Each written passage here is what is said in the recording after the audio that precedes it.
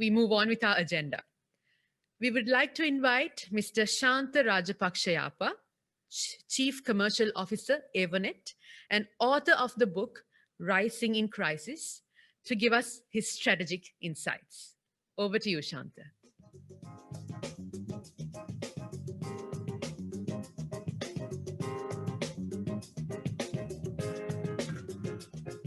Thank you. Good morning, ladies and gentlemen. I welcome people who are joining this event online. Congratulations to all the winners. First and foremost, I should express my sincere thanks and gratitude to the organizers of this event for inviting me to share my viewpoints. And this is basically about the book I wrote, probably the first book in the world about crisis. It is Rising in Crisis. And I'm glad to express my thanks once again to the organizers to share with these distinguished participants about this book. What is there in the book? Could you please help me to go to the next slide? It's not working. Yeah. This is my presentation outline. Am I given 15 minutes or 20 minutes? 15. It has come down from 30 to 15, can manage. I'm showing you a very interesting strategy making and testing tool, which goes as the R Hexagon. Then next, I'm going to share with you a plug into that particular tool, which goes as plug in 3R. And something about, in brief, about the book. And finally, the culture connection. Because of time limitation, I would drop that. So it will be only 3 different points. What is this R Hexagon? Ladies and gentlemen, you can use this in your organization. Wrong strategy, attempting to implement wrong strategy during this time, it is a passport to a failure, isn't it? There's a dearth in strategy creating and testing tools. If you go through literature, textbooks, presentations, you would not see that many tools to test your strategies before you implement. And lastly, we often focus, when it comes to strategy making, we often focus not the outcome, but the means. Okay, so this is the tool. Starting with the letter R, 6 different words known to you.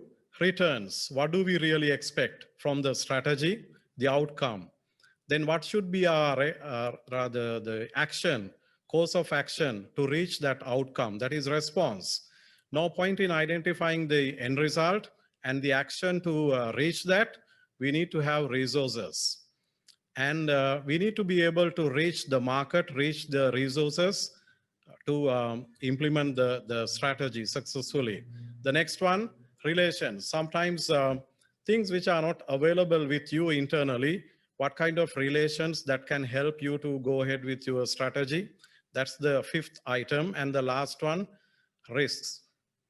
It can be financial risk, market risk, it can be reputational risk, technology risk, and so on. So this is the tool, R Hexagon. I invite you all to use this before implementing any strategy in your organization. It can be corporate level, it can be business level, functional level, operational level. This works. How did it come? As we were trapped into our own houses, we started the first lockdown somewhere in 17th or 18th March. We all were experiencing a totally different situation. Let me quickly go through some more explanation about this, the model. What are our objectives? What should we do? What should we have? Then the next one, how do we access? The next one, it is about who else can assist us? Finally, what can go wrong? It's about our survival and growth. This is our hexagon. How did it come? Story, the world-class operation we all were able to witness here in Sri Lanka. I'm sure if I ask the question, did we had any idea about were we scared about the COVID-19 pandemic in the first wave? We never felt that. we were going to die, okay, in Sri Lanka. So thanks to the COVID-19 task force, I studied how they succeeded in 4 different line of operations. That's their terminology, LOOS. We all witnessed that. The ontology, the academic side of the story, I used interpretivism, and methodologies, it's a qualitative inquiry. The technique I use is thematic analysis, and uniqueness, I have combined logic and creativity in building this tool. And the final result is the R Hexagon. Ladies and gentlemen, it's a tool to the world from Sri Lanka. I don't consider this as mine, it is ours. And there's a plug in 3R to assist you. Why another tool? How easy it is to generate ideas. If you ask your subordinates to come up with ideas, strategies to face the crisis, how easily they can come up with ideas. I know it's difficult. Where to start and what to think is a challenge. Use your knowledge and experience, use common sense. Perhaps you may use uncommon sense as well, or else you can use this simple tool that goes as plug in 3R. Let me ask you this question. What should you do in a crisis? Forget your business. You are driving downhill faster than usual. All of a sudden you realize that your brakes are not working. What should you do now? You are facing a crisis. Reduce unfavorable outcomes. Think of your business. If you can list down how to reduce unfavorable outcomes and raise favorable outcomes. That's it. It's not rocket science. This is common sense. And we need to review the list of favorable outcomes and unfavorable outcomes, select the vital few to implement. And you can use the nice tool I'm offering you from Sri Lanka. We jointly offer it to the world. And I'm expecting you also to use this. And I'm quickly taking you through about what is appearing in this book. In addition to this tool, R Hexagon, the plug in 3Rs, there's a model that goes as CRAM and C's in marketing. We all are familiar with 4 P's in marketing: product, price, place, promotion. 3 more added, and we have made it now 10. Why not we replace it with C's? Instead, product, commodity. When you say commodity, it invites you to think about the basic core product rather than adding anything to augment it. Likewise, I'm explaining 10 C's. Start using. And word mapping, it's a brand new tool like mind mapping, and it works. You need to read the book. Well, I'm offering over 200 plus strategic insights. I'll quickly take you through some of these examples. There's a chapter on finance. I'm asking you to make your balance sheet clean and lean. How many of you have attempted to do that during the crisis? I'm not going to explain since we are running out of time. But no organization would like to have a balance sheet where fixed assets are also financed by short-term liabilities. It should not be the case during this time.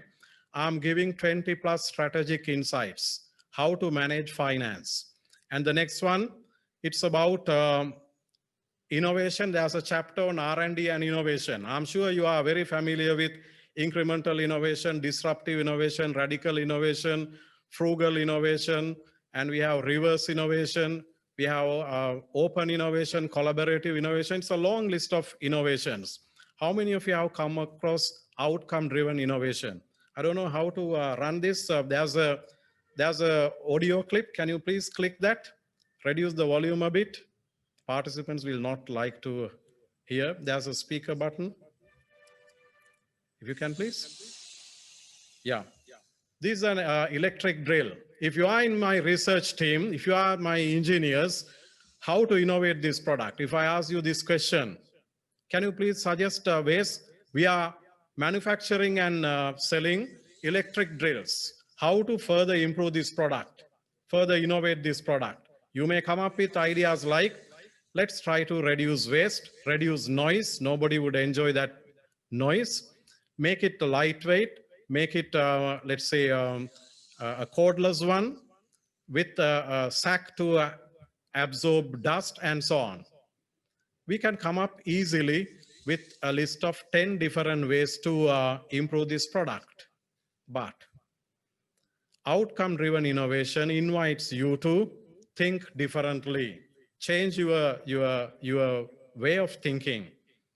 What are customers looking for? Are they crazy in buying our electric drills? No, they are willing to buy holes. Can we think of any other ways of making holes? I'm a chemistry graduate. I'm a PhD holder in chemistry. Extreme example, but just to tell you what it is. I develop a sticker. You paste it, remove it. What you see is a drilled hole. Think. I'm offering you 20 plus different ways to innovate during crisis. And there's a chapter on production and operations management. This is one example out of some 40 plus. Common platform architecture. The world's #1 automobile manufacturer claims that they build hundreds of different models on common platform architecture. We can use this technique in manufacturing entities, even in service organizations, be it software, be it electronics, whatever the product, even apparel manufacturing. And single point of failure. Have you come across this before? 3 years back in United Kingdom, a company known globally with some 900 outlets had to close 750 plus. Single point of failure. Can somebody name that company? Not to underestimate their brand name. A company known globally, they had 900 plus outlets in United Kingdom. They had to close down 750. The reason? No raw materials available.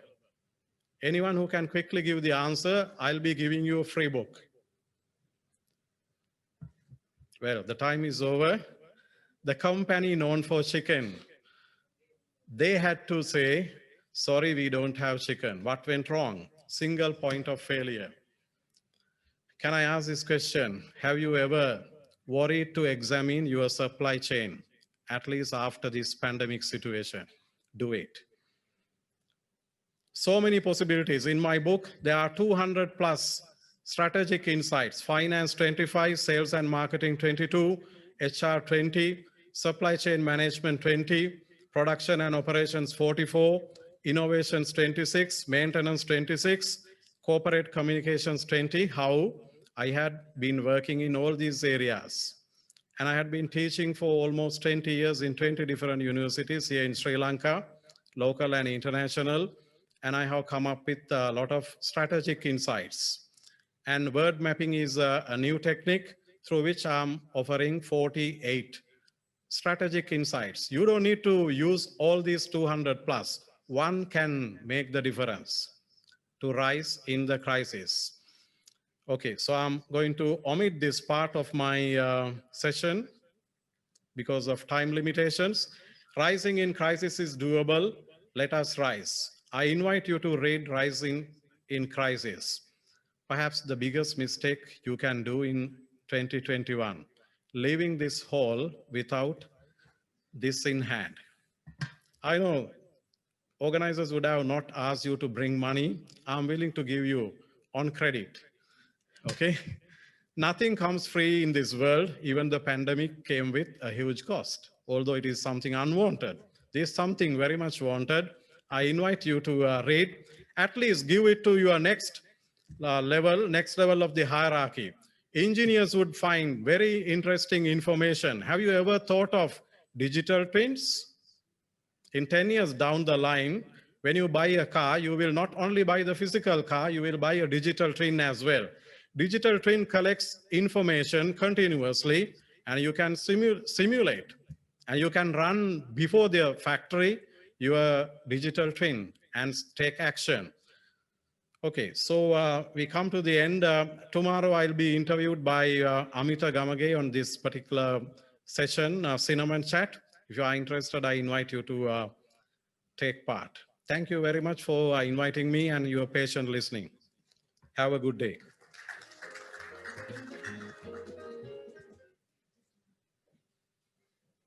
Thank you, Mr. Shantayapa. I would like to come on stage for you to receive your token of appreciation. Shanta counts 35 years of experience in diverse industry sectors and has been teaching business strategy, organizational behavior, and research methods in postgraduate programs of 20 local and international universities for over 20 years. Thank you very much. This brings us to the end of our forum. Thank you all for participating. And I would like to request you all to submit the feedback on this forum on the feedback forms placed on your tables.